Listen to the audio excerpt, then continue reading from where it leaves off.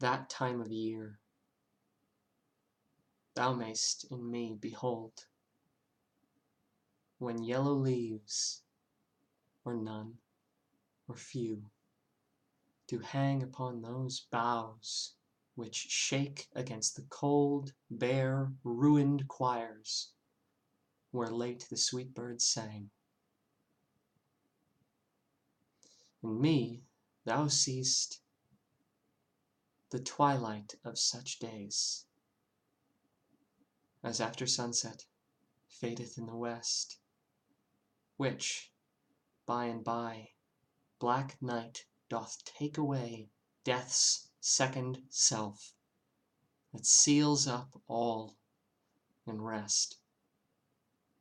In me thou seest the glowing of such fire, that on the ashes of his youth doth lie, as the deathbed whereon it must expire, consumed with that which it was nourished by. This thou perceiv'st, which makes thy love more strong, to love that well, which thou must leave ere long.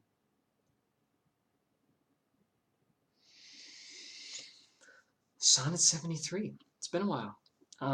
Yeah, it's been about a month since I did one of these.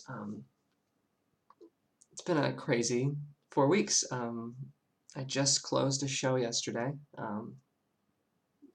Yesterday was the 5th and final performance of Silent Sky, which is a play by Lauren Gunderson that was an absolute joy to work on. So I'm kind of riding that post-show blues right now.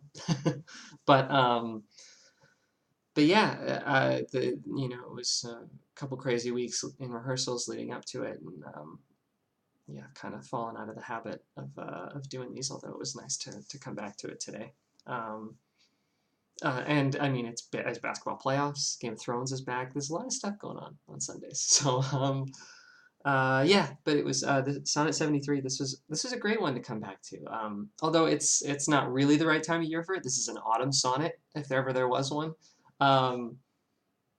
Really great poetry. I love it. It reads very mature Shakespeare in terms of uh, the meter. It meanders very convincingly thoughtful and not like methodical or manufactured.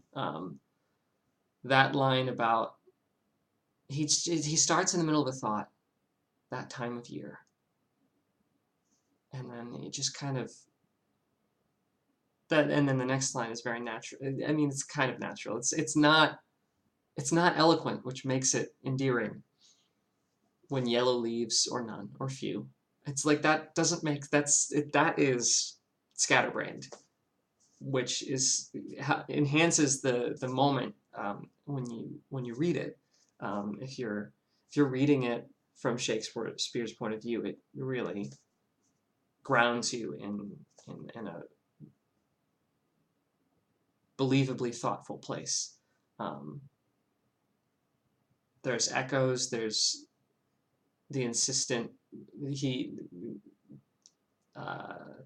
second and third quatrain echo, in me thou seest, in me thou seest.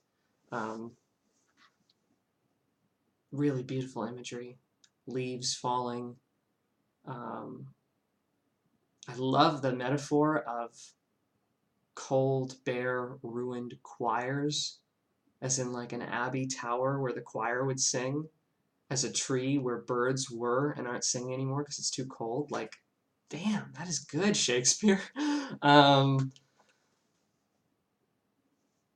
the third quatrain, there's a line that just it's like the Macbeth to she should have died hereafter, tomorrow and tomorrow and tomorrow speech. He like fits life in one line, consumed with that which it was nourished by.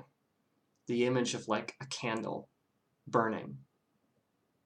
Like the candle, if unlit, isn't a thing yet. Like it's not serving its purpose. Its purpose is to be lit.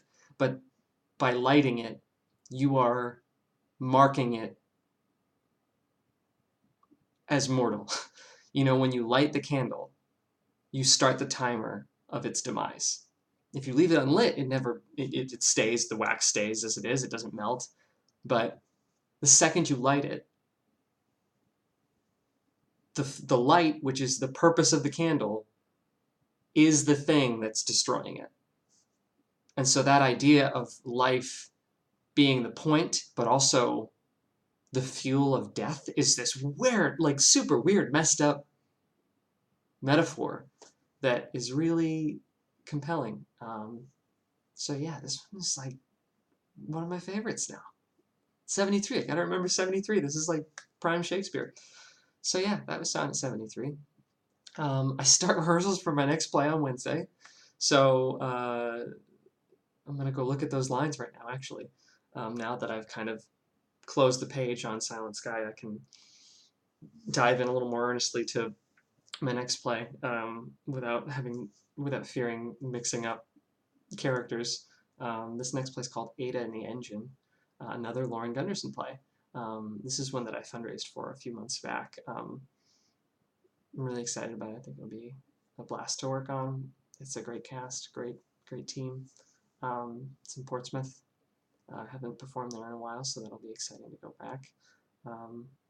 Yeah, Sonnet 73. I'm gonna end this video. I'm gonna go make some dinner. I'm gonna watch some Game of Thrones. So yeah, have a great Sunday.